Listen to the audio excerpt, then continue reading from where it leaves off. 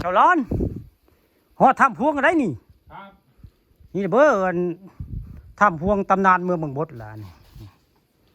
ทางนี้คือเป็นด้านทางเข้าบ้านเมืองคนได้ตรงนี้เดี๋ยวสีซุ่มกล้องให้เบิ่งพี่น้องนี่คือ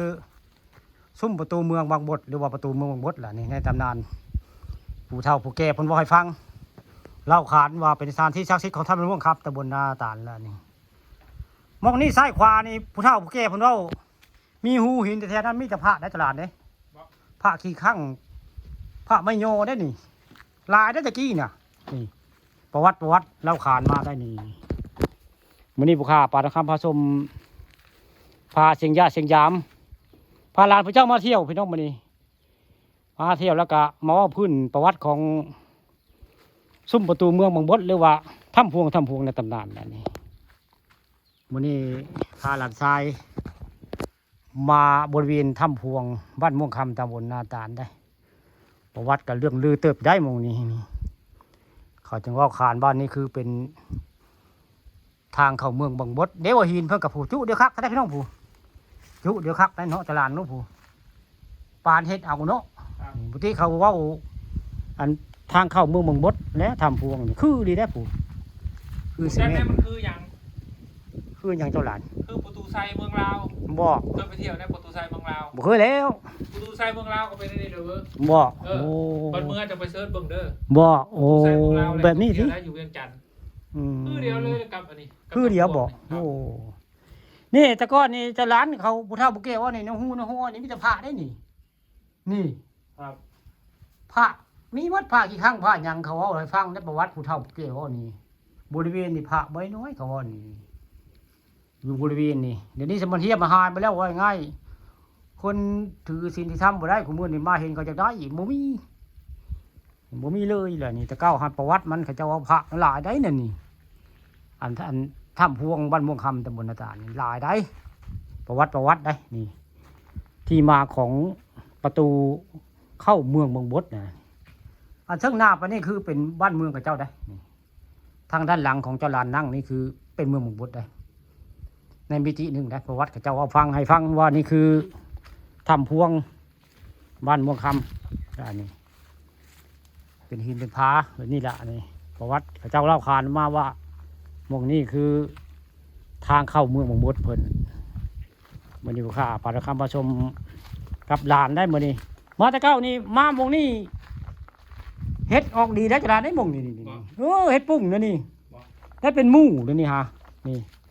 บริเวณนี้เฮ็ดปุ้งซอกดีได้นี่เฮ็ดปุ้งนี่ออกดีได้นี่อันนี้กะตะก้อนมันจะเป็นถ้ำได้เบิ่งแล้วเนาะตลาดนี่เพิ่นปิดไว้ได้นี่เพื่อดินปิดไว้เบิ่งท่าทีจะเป็นถ้ำอยู่ได้นี่อันถ้ำพวงอันนี้เบิ่งแล้วนี่กะสิเป็นโยเป็นถ้ำนี่แต่เจ้าที่จะทางเพื่อเอาดินปิดไว้นี่ปิดไว้ย่านคนถูชามานมาเอาของดีนะนี่ว่าง่ายซ้ำมันสิบดนี่ก็เป็นเหลี่ยมเป็นเหลี่ยมเจ้าหลานนี่เป็นเหลี่ยมแบบนี้ได้นี่นี่ปานเดี๋ยวเขาสกัดไว้เจ้าหลานไว้นี่ย้ำนี่ปานเขาเจ้าก็สกัดไว้ได้นี่เป็นเหลี่ยมแบบนี้นะนี่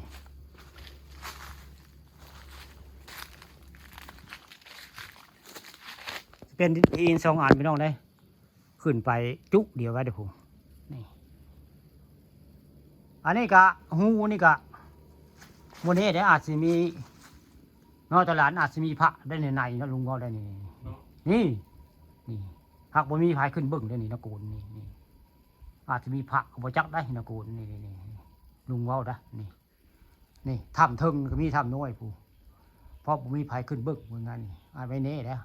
อาจมีพระบางบทปอเต่าให้เนาะปอเต่าให้มันได้มันแล้วโอ้นี่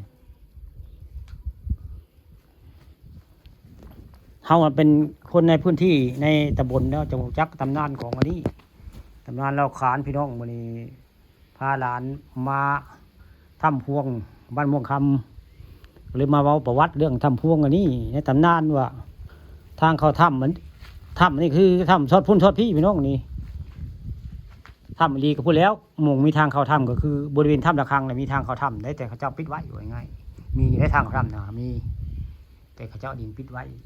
นี่ก็มีหูน้อยนี่คือเขาเจ้าเว้านะนี่หูน้อยนี่ก็มีพระไหนพระสิมีตะกี้นี่ก็จะสิมีอยู่แล้วในถ้ำได้ทำน้อยเรื่องนี้เขาเจ้าว่าสิมีหูได้อันพระโบราณในถ้ำประวัติได้ผู้เฒ่าผู้แก่เว้ามาว่าไงบุคคาก็เลยมาเว้าต่อนี่แหละคือถ้ำพวงทางเข้าเมืองบางบดแหละนี่